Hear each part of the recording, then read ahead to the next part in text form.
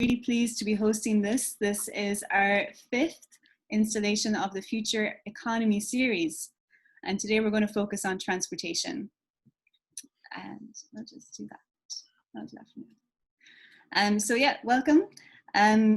This is part of our Future Economy series where we host a series of webinars reflecting on key sectors and where there's opportunities to close gaps and where there's opportunities to drive a net zero economy. My name is Catriona Power. I'm the VP of Partnerships and Strategy here at Foresight Clean Technology Accelerator. And I lead on our work with development as well as partnerships and developing new strategies for the organization. On our agenda today, we will do a round of introductions with our panelists. We will then focus in on a quick 10-minute presentation to highlight the research the Foresight team has been doing recently around roadmaps for the transportation sector and what those opportunities are. We'll then move into a moderated panel discussion with our fantastic lineup of speakers today. I'm so happy that they've joined us. And then we'll move on to a Q&A and closing remarks. So without further ado, I'm going to pass it over to our speakers. First of all, we'll have Dorota, then Dave and Daniel, and our moderator, David, just to introduce themselves, their organization, and what they do day to day. Hi, my name is Dorota Kwasnik. I represent the Vancouver Fraser Port Authority. I work in the area of industrial energy management at the port since 2013. My responsibilities range from accelerating port terminal operators' energy conservation efforts by helping them to identify opportunities and linking them to BC Hydro incentives. And I also promote low carbon electrification or low carbon fuels for diesel power equipment. And the very brief introduction of the port from the emission perspective, we are by far the largest port in Canada and 3rd largest by volume in North America. We port-related activities contribute to over 1 million tons of GHG emissions annually, and it's all transportation related. Almost 60% of these emissions are related to marine vessels, primarily ocean-going vessels, and rail and on-road vehicles, which are heavy-duty vehicles, contribute 20% each. And the remaining portion is about 6%. That's our cargo handling equipment operating at marine terminals. Port of Vancouver has vision to be the most sustainable port in the world, and low carbon energy is a huge part of this vision, and that's why we're here today. Awesome. And now Dave.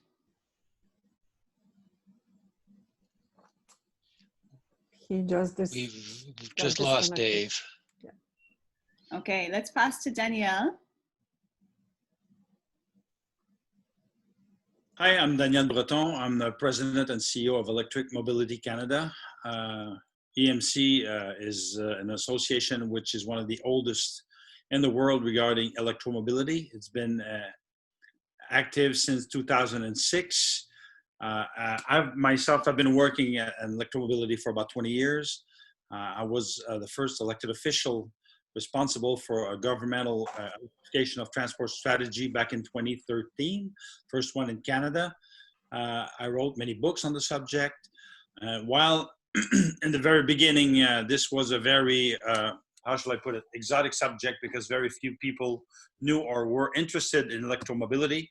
Nowadays, it's really the very trendy thing to talk about electric cars, but there's more to electrification of transportation than electric cars. There's trucks, there's buses, there's boats, there's bikes, there's motorcycles, there's tramways, there's trains. So it's very wide. And Electric Mobility Canada has 215 members at the moment, ranging from vehicle manufacturers to utilities, to fleet managers, to charging infrastructure providers, to unions, to research centers, cities, municipalities, and universities.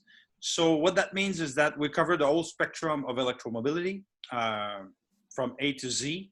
And it's very exciting time because what's happening right now, especially since there's been new announcements made by the BC government, the Canadian government, the Quebec government. So all over Canada, things are happening and they're happening quickly. The technology is evolving really quickly. People didn't expect that, but I mean, the price of battery per kilowatt hour has gone from $1,000 per kilowatt hour to about $150 nowadays. It's on its way down to 100 kilowatt hours. And we're coming up with new technologies that will make the battery with twice as much range between the next 5 to 7 years, half the weight and half the size. So things are happening, and we're on, I would say, we're on our way towards a mobility revolution with electric mobility as well as autonomous transportation. So very interested to be here because I think this will be a very important conversation, especially with Dorota and Dave. Thanks.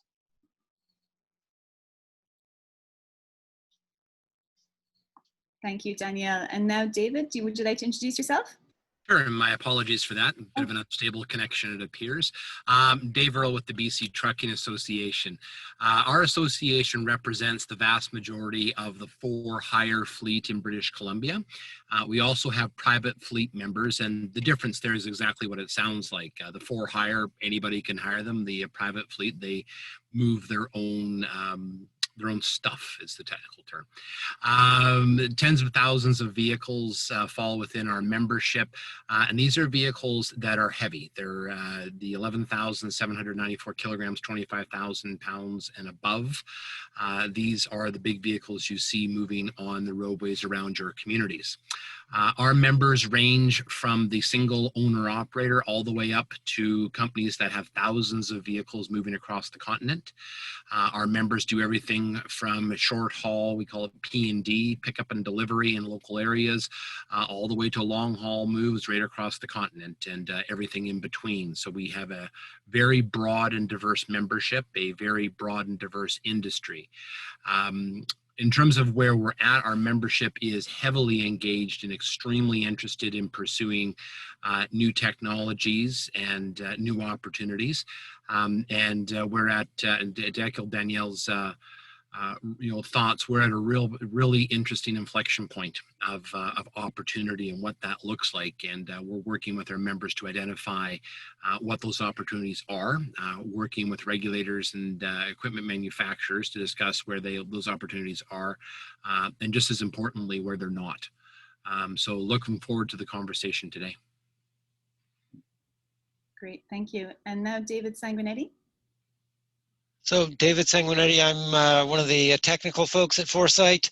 I'm a chemical engineer though, so I'm not a trucker, not an electrical guy, but on the other hand, I did actually facilitate the first 2 editions of the Battery Electric Vehicles for Underground Mining Guideline, which was a global guideline that got me a bit of an introduction, actually both to battery electric and hydrogen powered heavy equipment in a very specific context, but hopefully it helps me a little bit understand what everybody here is talking about. And of particular relevance here, I was also project manager for the creation of the report that was sort of the instigator for this particular session. So I'll be facilitating and directing questions to the different people as we get there. Great, awesome. Thanks so much, everybody. So we'll just go into a quick presentation now about the core Cleantech cluster and also about our transportation research that David has been leading with the team here. So the core Cleantech cluster was founded by Foresight in July of this year. The cluster's mission is to support a clean economy and position BC as a global centre for innovation, talent and capital to scale cleantech across multiple sectors. Our approach is to work with different types of stakeholders. We call it the Helix 5. That includes industry, academia, government, SMEs, and investors, and really help to identify what those gaps are, where there's need to commercialize or need to bridge together partnerships to faster accelerate the transition to a clean economy. Our goals for the cluster are to strengthen local and global partnerships to accelerate these types of activities. We want to showcase BC as a place to invest in clean tech companies and projects.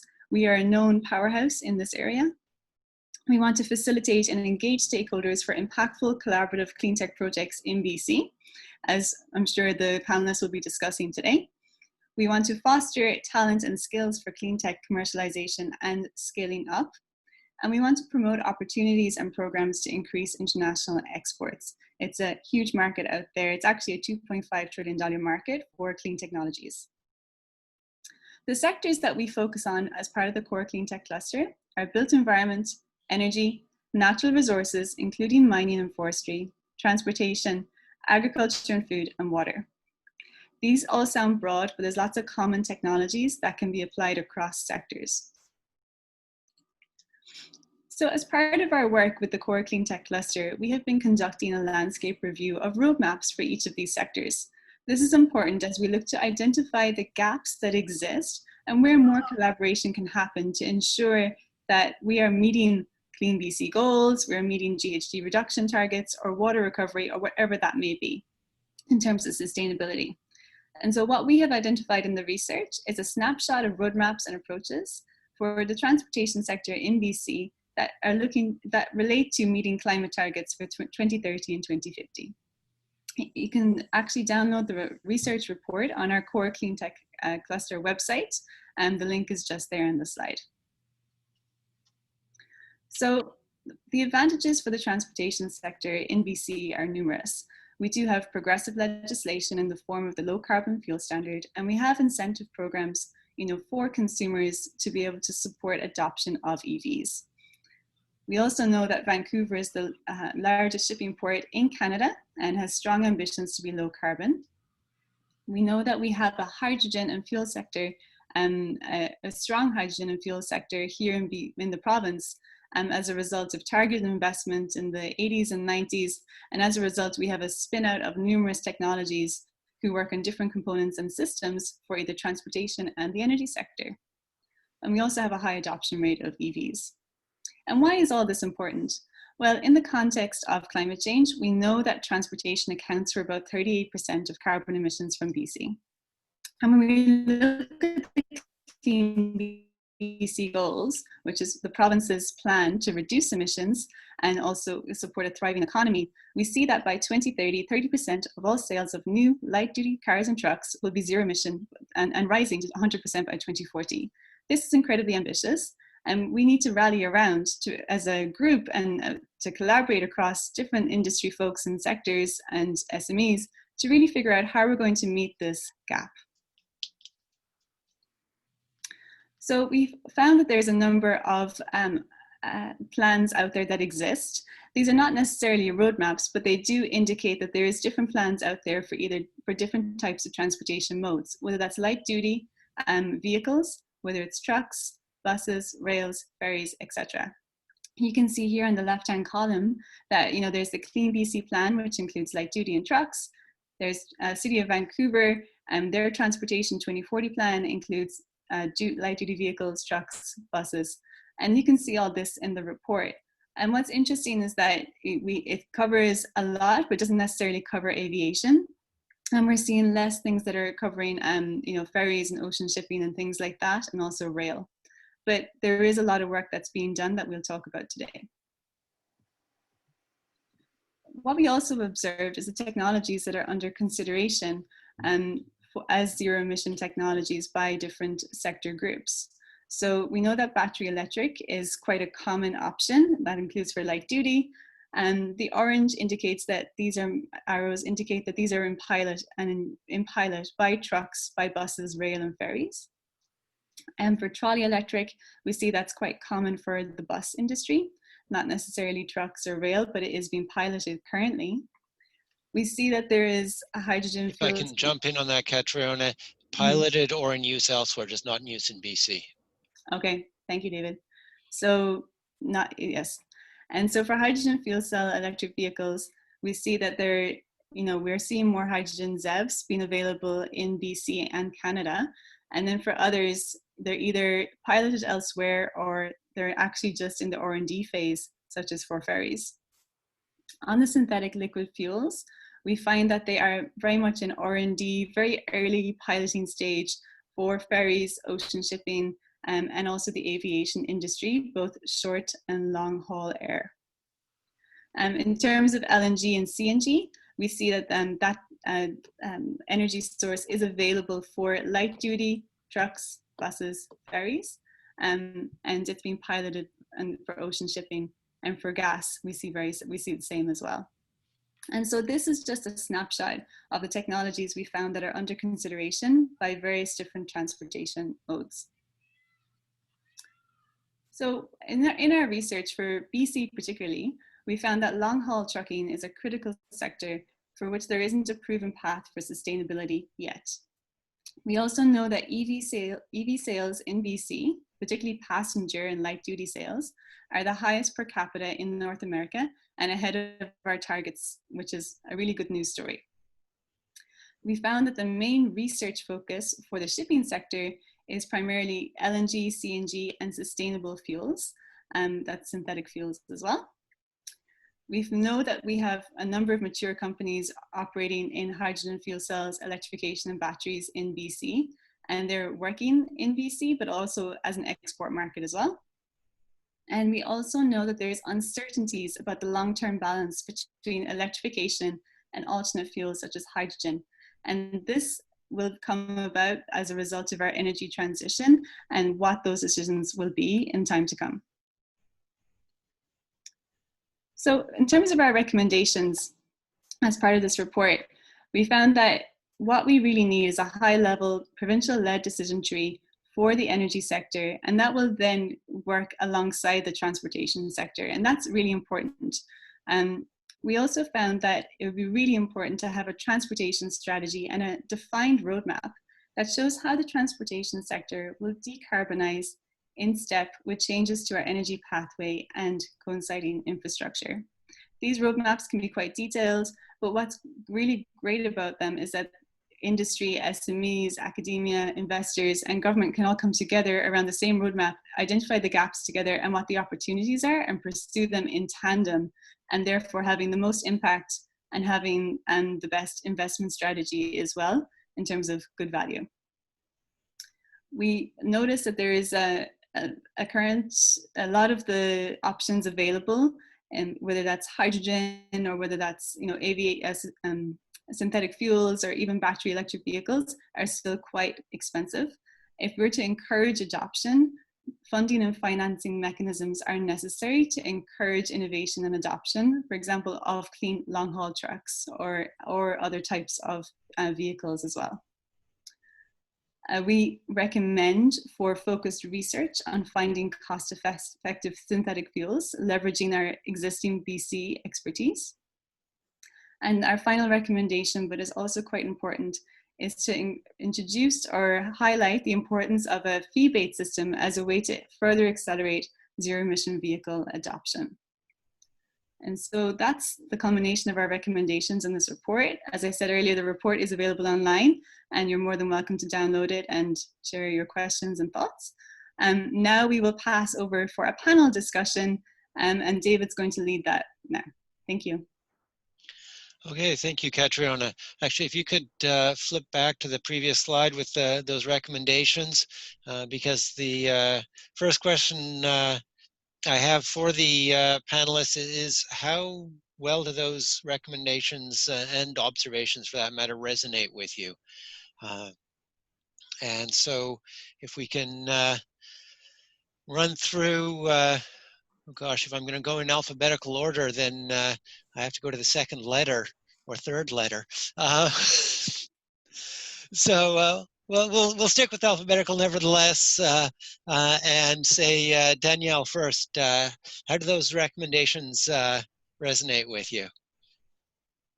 I think that they make a lot of sense. To me, high-level provincial-led decision tree for energy and transportation, the two are very intertwined. So we have to get the two together. I mean, we cannot talk about whether it's hydrogen or electric vehicles, or, I mean, if we don't get this energy from clean sources, we're just taking the problems somewhere and put it elsewhere. So I think it's very important. Transportation strategy and roadmap that define how the transportation sector will decarbonize in steps with changes to the energy pathway and infrastructure. I have to say that this makes sense, but I would add to that I think that we're going to have to start talking about short circuits as well, meaning that we've seen it with COVID-19. People are starting to talk more and more about deglobalization, getting stuff to be made closer to home. So that, I think, has to be part of the discussion. And transportation, whether it's for merchandise or for people, telecommute is one of the pathways towards clean, not transportation. So I think that would have to be part of the equation. I don't think we can rely solely on technology. I think we have to rely as well and think about our behavior, the way we commute, the way we travel. I mean, I don't know about you, but over the past 6 months, I did not take the plane. So I traveled by electric car when I went to Toronto, when I went to Gaspésie. So that's also part of the equation. Funding and financing mechanism that will encourage innovation and adoption of clean long-haul trucks. That's very important because, I mean, heavy-duty vehicles, there's more and more of them on the road. So more and more greenhouse gas emissions plus air pollution. So I think that's very important, and sometimes it tends to be overlooked. Focused research on finding cost-effective synthetic fuel leveraging BC expertise. I mean, can't argue with that, makes total sense. A fee-based system, well, I'm happy to read that because I've been talking about a fee-based system for 15 years now, but something that does not come easy to governments, let me tell you that, because very often people in government will say, well, I have voters in my riding who have electric, who have pickup trucks or SUVs. They're not too interested in fee-based systems, but I've seen over the years that just a ZEV standard is not good enough, because while people buy more and more electric cars, they also buy more and more SUVs and pickup trucks. So a fee-based system, a good fee-based system, can really make a difference.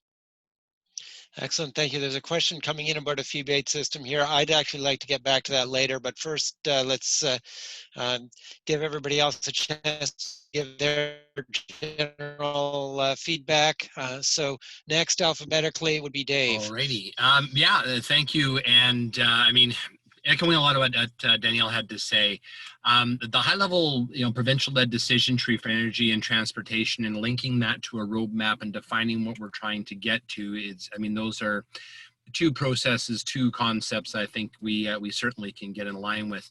I want to talk a little bit about the third bullet, which is we talk about the adoption of clean long-haul trucks. One of the things that I think is really important is we have to get away from focusing just on the long-haul business. That will be the last part of the industry that transforms. There are technical issues, there are technology issues that we're seeing great progress on, but when you consider the average age of a commercial vehicle in British Columbia today is model year 2007. These vehicles run for 2 decades on our streets. So what's coming out today is going to be around for 20 years. I mean, let that sink in for a minute. We're talking 20, 25 years for a fleet turnover. We have with boats, actually. Mm-hmm. And we have to move quickly to find wins, to get vehicles on the road in areas where they can be on the road with regional haul, return to base operations, short haul, P&D, all these different things to move quickly and to look at the opportunities that we have, recognizing the technology that we buy today is going to be superseded by technology 3, 5, 7 years down the line. So it's really important when we talk about that step that we're really looking at that lowest of fruit we can possibly get to today. We'll talk a bit about it as we go through here, but there are 3 elements in British Columbia that apply to that. It's geography, topography, and economy. And those are the 3 things we really have to get to, but I'm sure they'll come later.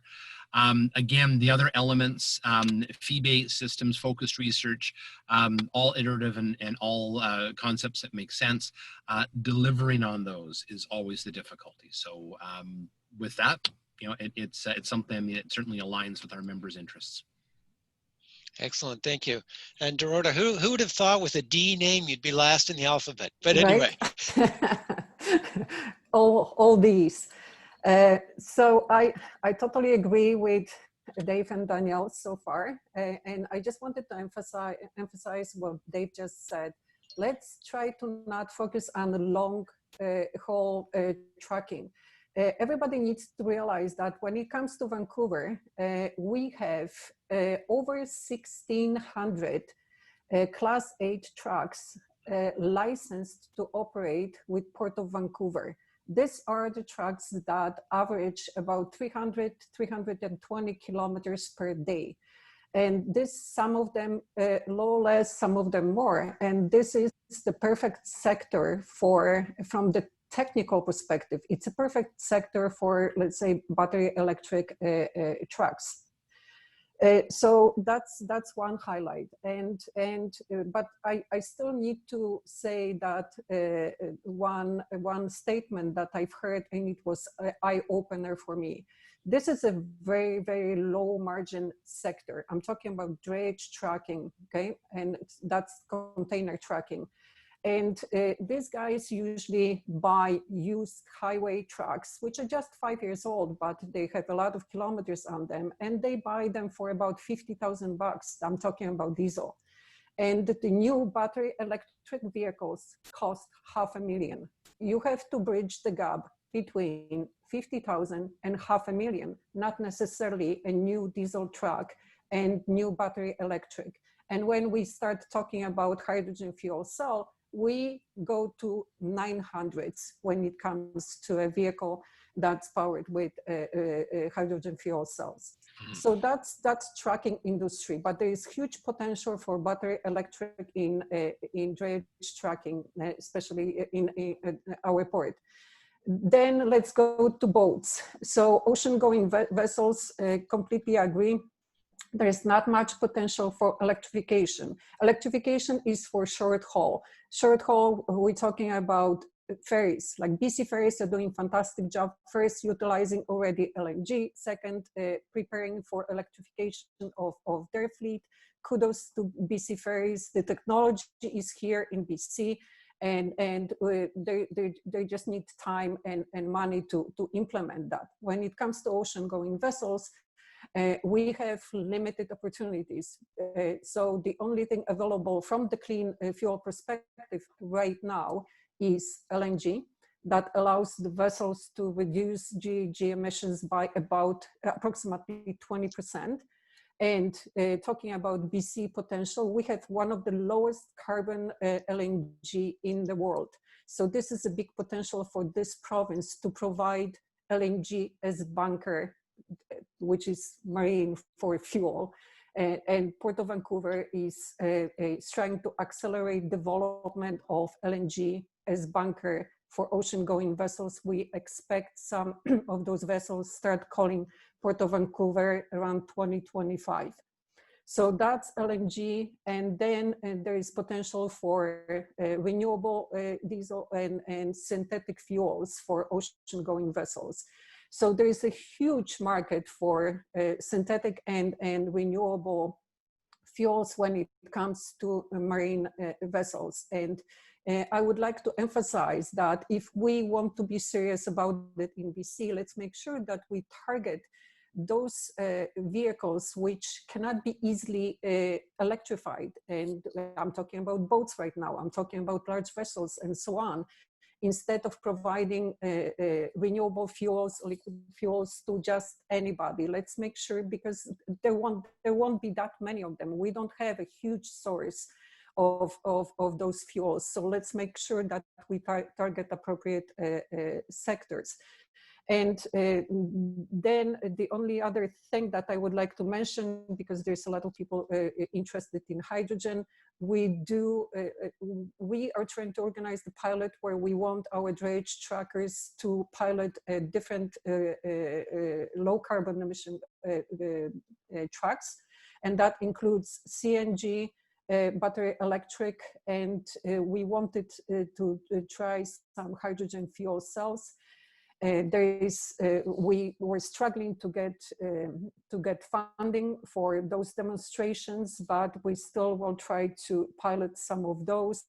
And when it comes to ocean-going vessels, there are not even a safety codes existing for class societies and flag societies to flag countries to register those vessels operated on hydrogen. So again, we are very involved as a port in multiple international collaborations, trying to accelerate this process to influence this development of safety regulations and the technical aspects and so on. And I could go on, but I'll end right here. Well, thank you. That's great. So the first question I'd like to get to from the audience, Daniel, could you, since you've been talking about fee-baits for 15 years, that's certainly longer than me. So could you please dive in, give people an explanation of what exactly a fee-bait system is? A fee-bait system is what's called in Europe bonus-malus, which means that you get a certain amount of credits if you get an electric vehicle, and you get a fee if you buy a gas vehicle. And the more greenhouse gas emissions your vehicle emits, the more you have to pay. So let's say you buy a vehicle that has an average fuel consumption of 7 liters per 100 kilometers. You may pay a 10% fee if it's 8 liters per 100 kilometers, 15% fee. If it's 9 liters, it's 20% fee. And some of these fee baits can go up to 50%, 100% fee. When you look at Norway, for instance, they have a system that if you were to buy a Ford F-150, it would cost you kind of a fee of over 100,000, 100% of the price of the vehicle. So I don't think we can go that far when you're in North America, but I mean, it's certainly a way to discourage people to buy bigger vehicles that they don't need. For those who are worried about fee baits, I have to mention that we have a system that's a bit like that in Quebec, where people have to pay a fee if they have an engine that's 4 liters or more. But there are some exceptions. For instance, if you're a taxi driver, you don't pay a fee bait. If you're a farmer, you don't pay a fee. So there can be, I think there should be some exceptions to fee bait systems for people who really need to have a bigger vehicle, which is not as efficient. But as more and more electric vehicles are coming to market, I don't think it's going to be an issue anymore. Okay, thanks. So I mean, there are different versions of it, but that covers the basic. And the important point on top of that is that all those fees are not actually taxes. They in turn provide rebates to people buying clean fuel vehicles. Exactly, and a good fee-based system is one that's fiscally neutral, meaning that one finances the other. So therefore, for government finances, it's a lot easier to manage. It's just a political, it's a sensitive subject when you're in politics to say, well, we're going to tax the people by bigger vehicles. But I mean, I don't think we're going to have much of a choice. We're going to have to go that way because of the trend towards people buying more SUVs and pickup trucks. So we've certainly recommended some form of fee-based system, and exactly how it's implemented is not, we haven't stepped that far.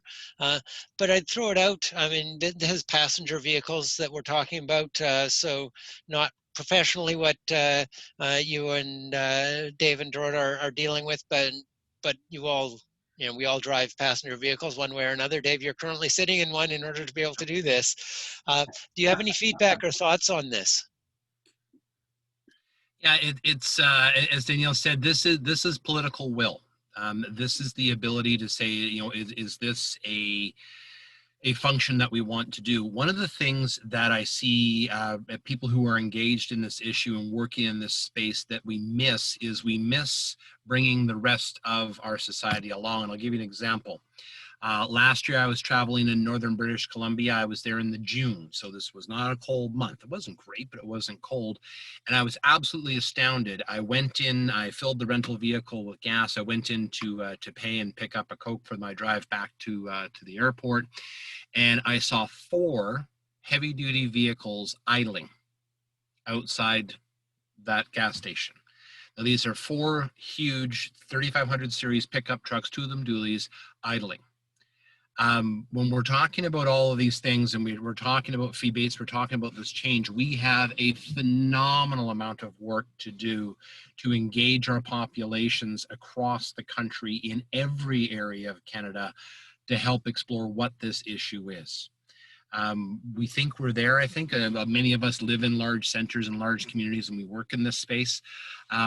I always find it's helpful when I travel. I try and go to the local pubs, try and go to these places and just listen to the conversations. We have a phenomenal amount of work to do to bring a large cohort of our population to a point where they're actually willing to engage in this conversation. And that's the political dimension to it. As much as we look at it and say, hey, this is a gimme. This is, this is something we can get to. It makes sense. It's revenue neutral. It's all of these things. We have a lot of work to do, particularly when we get outside the larger centers in Canada. Any thoughts, Dorota, or? Maybe just wanted to add to what Dave was talking about the problem of idling and so on. We should also start promoting a little bit more widely equipment like start-stop from FNCO from Quebec. Our port terminals are piloting those devices which help, because there's a lot of vehicle idling at our ports, at our marine terminals. So they're installing these electronic devices which stop your engine in a truck when you're idling and seamlessly start it when you need it again. Things like that, there could be a lot of investment in devices like that to promote it to pickups and all those vehicles, because when it comes to education of the population, that's going to take a lot of time. I don't believe in people, I believe in technology. So I think technology will solve it much faster than education. Yeah, and I don't, yeah. And one of the things when you move into our commercial world, our association has been working with Clean BC administering a program to incentivize and provide rebates, can't call them a fee bait, but a rebate to adopt new green technology. And part of it are APUs for heavy commercial vehicles. These vehicles, I hope everybody's sitting down for this number, they idle well north of 1,000 hours a year. In many cases, 1,800 hours a year these vehicles spend idling. And there's bona fide reasons for it. There's a whole bunch of reasons for it in terms of maintaining warmth, cargo, electrical power, all of those things. APUs are simply, they range all the way from just a small diesel unit all the way up to solar units. And we're seeing the adoption of those coming into play. They can be extremely expensive, in the tune of $15,000 to $20,000 each installed. The payback on a solar unit is about 11 months. So there's lots of technologies that we need to, again, we talk about that low-hanging fruit. I'm not going to focus my energies as much on long haul, worrying about getting one truck that's able to run from Hope to the top of the Snowshed Hill in Box Canyon on the Coquihalla. I'm way more interested in getting 1,000 solar APUs installed on vehicles running around British Columbia. So that's when we're talking about, let's get some quick wins and let's move the needle now. That's what we really need to do. I would like to disagree a bit with Dorota, that when she said she believes in technology, not in people. I have to say myself that very good technology, if it's not, if people don't know about the technology or the benefits of the technology, it's not going to do any good. So people have to know about the technology. People have to embrace technology. Myself, I studied in biology, sustainable carbon management. I've been working my whole life with physicists and engineers, and most of them have this tendency to think that if it's logical, people will adopt it. It doesn't work that way. We have to educate people. We have to get the people behind the wheel of electric or a hydrogen vehicle so that they know how it works, so that it can be demystified. And I remember one reunion where I was with people like leaders from universities and research centers and CEOs of companies. That was about 5 years ago. were 50 of them, you know, and I asked those people, well, do you believe electrification of transportation is the way of the future? And they all said yes, you know. And I said, okay, so how many of you plugged their car when you came to this meeting today? I was the only one. Yeah. So I said, if you guys are leader of society and you don't have electric cars or you don't drive electric cars, how can you talk about electric cars? So I myself train dealers, car dealers. I've been doing that. I was the first one in Quebec to do that. So when people don't know about it, haven't lived with it, it's hard for them to embrace it. So as Dave said, we have a lot of education to do, whether it's through the media, through talking to people, the ride and drives, all that is part of embracing the technology. And I wouldn't dispute that for a second. The only reason I was just saying that we can't rely only on asking people to turn off their engines when they're idling. We have to have technology, and we have to explain and train Exactly. people on the technology. That was the point I was making. Yeah, Okay. and I agree with you both. The example I was giving, I should clarify, these vehicles were sitting parked, not with the person behind the wheel idling. I know. They were sitting parked in the parking spot while they guys were inside getting their coffee and donut with the keys in the ignition. Yeah. You know, you do that in a major center in Canada, you're going to come out and your vehicle's not going to be there. I mean, truly. But this is normal, you know. So when we talk about this, my point was in raising is we get blinders on. When we work in the space, when we work on these issues, we think everybody must see the world the way we do, and if they don't, they're wrong. Yeah, I wish it were that simple. It's just not that binary, and we've just got so much work to do. But it's a great time to do it. So I want to move a little bit here to where are the opportunities? You've touched a bit on that, Dave, with the sort of the shorter haul trucks, short to medium haul, and that you threw out a distance of 400 kilometers.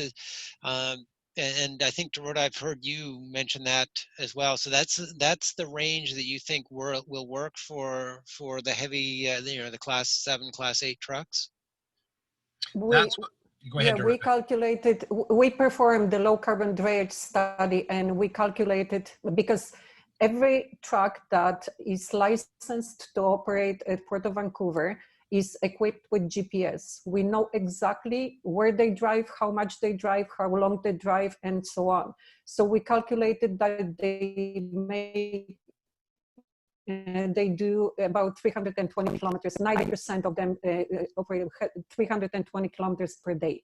So if you research the Class 8 vehicles right now available, they're not really there yet, and they are closer to 200 kilometers, but they're getting there.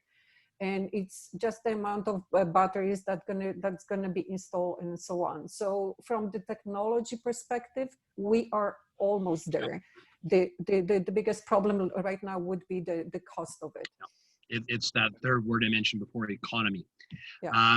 Yeah, and when we talk about that, there's a bunch of that in the standard nomenclature in the industry. We talk about local and long haul. Local, you'll see 160 kilometer radius. That's because of hours of service regulation. That doesn't really have anything to do with operations. But when you get into the hours of service, be it federal or provincial, we're talking about, without getting into the intricacies of it, you'll call it 11 hours a day, 30 kilometers an hour average speed. You're about 300 kilometers a day. That's about where you run or less locally. The limitations are interesting. When you've got vehicles that return to base every night, we do have the ability to take some time to charge them. However, when you're talking about 2 level 2 chargers taking, you know, anywhere from 11 to 16 hours to charge a vehicle that can run with a 400 kilometer range, that's a problem. So then we run into getting level 3 quick chargers. Well, then you're into infrastructure issues and local grid issues. So you compound these issues. So we have battery capacity and weight is one issue, because every kilogram that goes into a battery is one less kilogram that goes into the back of the truck. We get into energy transfer. How quick does it take to charge the vehicle? Even on a quick charge, if it's an hour and a half and you can go 400 kilometers, you're into a point where the driver, because of their hours of service, is sitting, not working for 3 hours a day.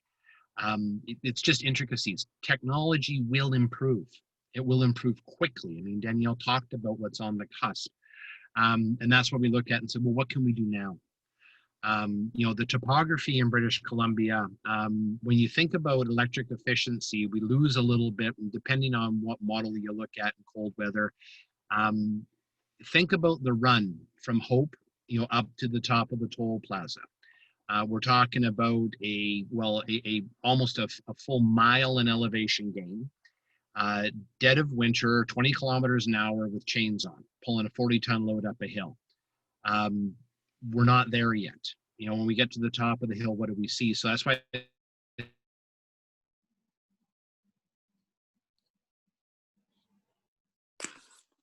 Oops, I think we've lost Dave for a bit there. Maybe we can.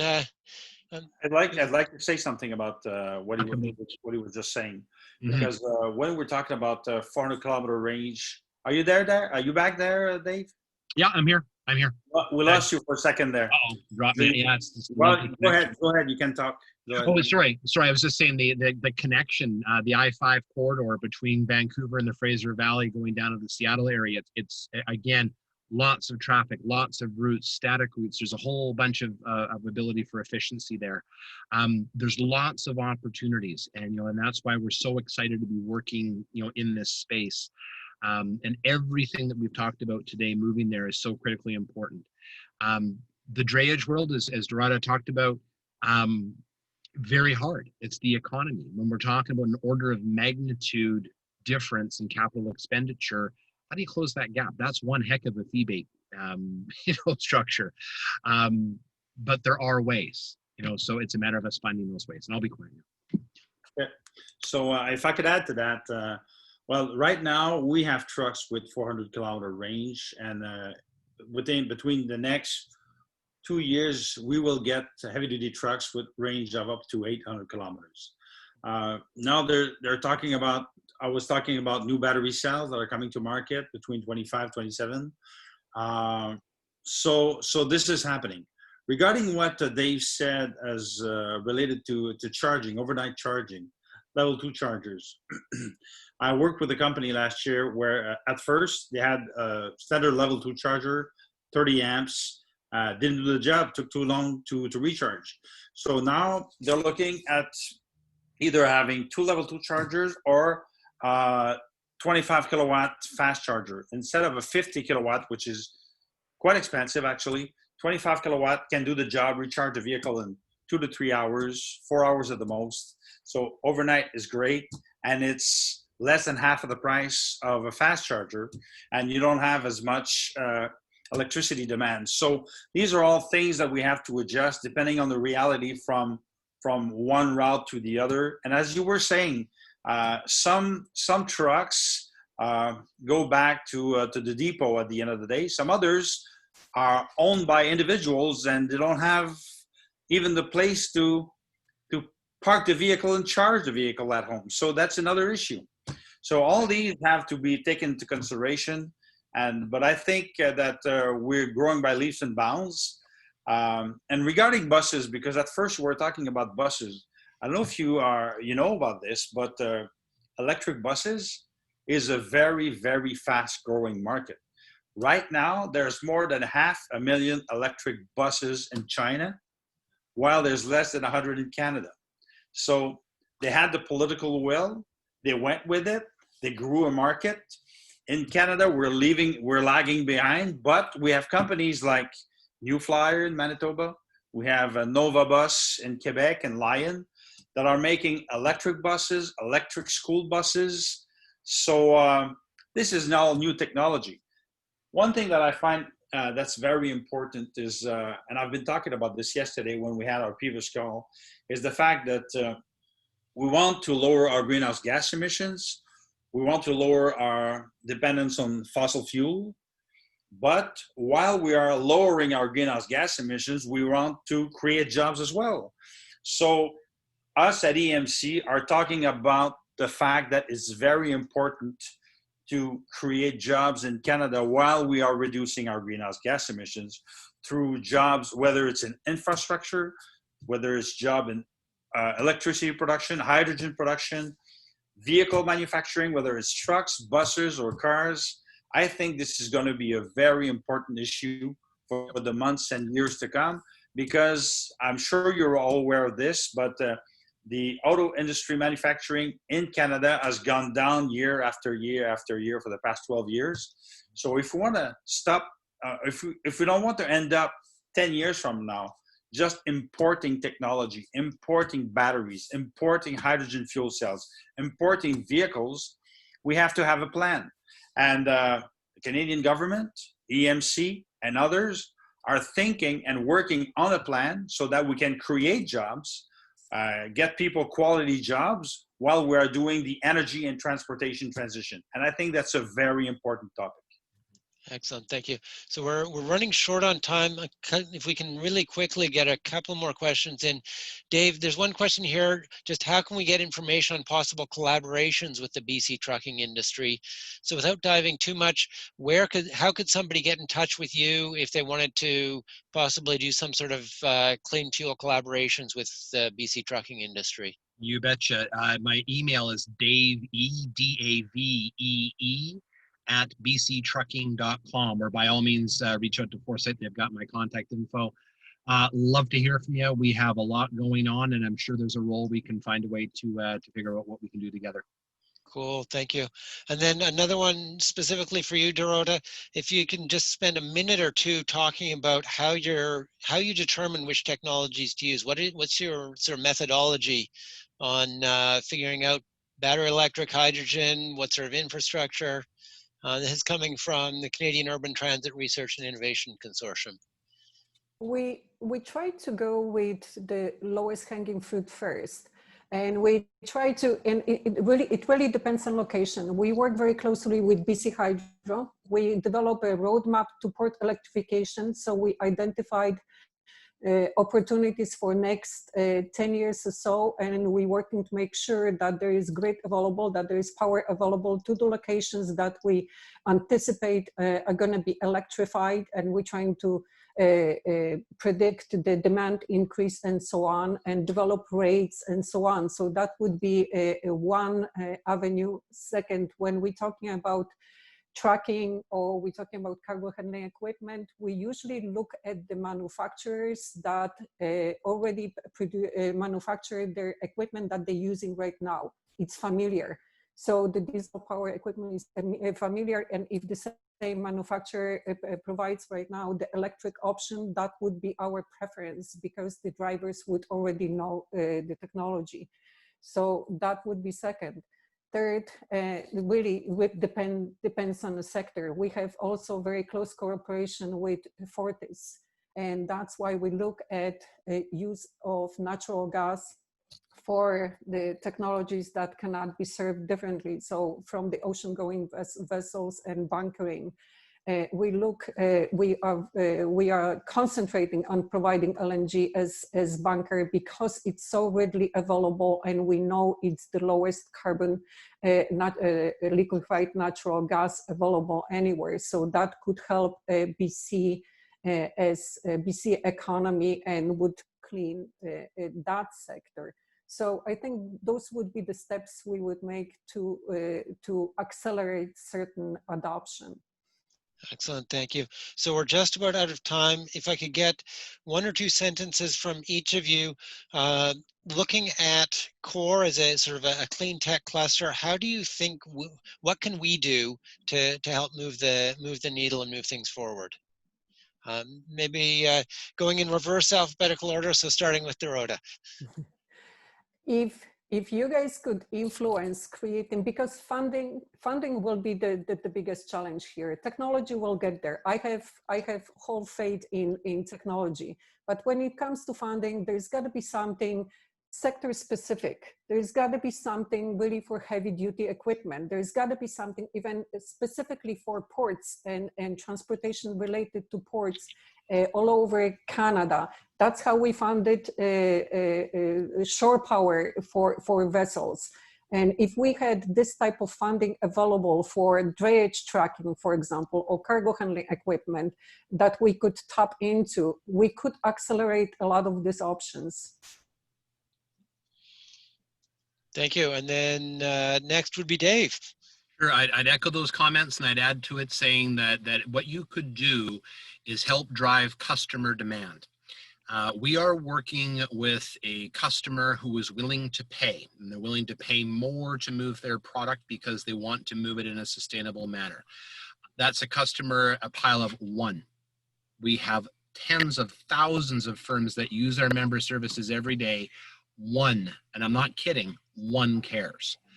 Whatever we can do to drive that, because as Dorota talked about, this is money, this is dollars and cents, this is funding. Government can't do it all. This sector can't do it all. Customers are going to have to step up and say, yeah, this does matter because my customers think it matters. We need to do a better job getting that message out. Okay. And then Daniel, you're on mute. Once a conference. There was a comment there from Sheldon Fernandez talking about, step change with heavy duty, light duty trucks, that can run on alternative fuels or electrified, that are coming to market. But he said, but it's only good for urban environments. It's not true. Actually, I don't live in the city. I live far away in the country. And I use my electric vehicle to go to, I've been to Florida, I've been to California, I've been to Detroit, I've been to Toronto, and I've been to Gaspésie.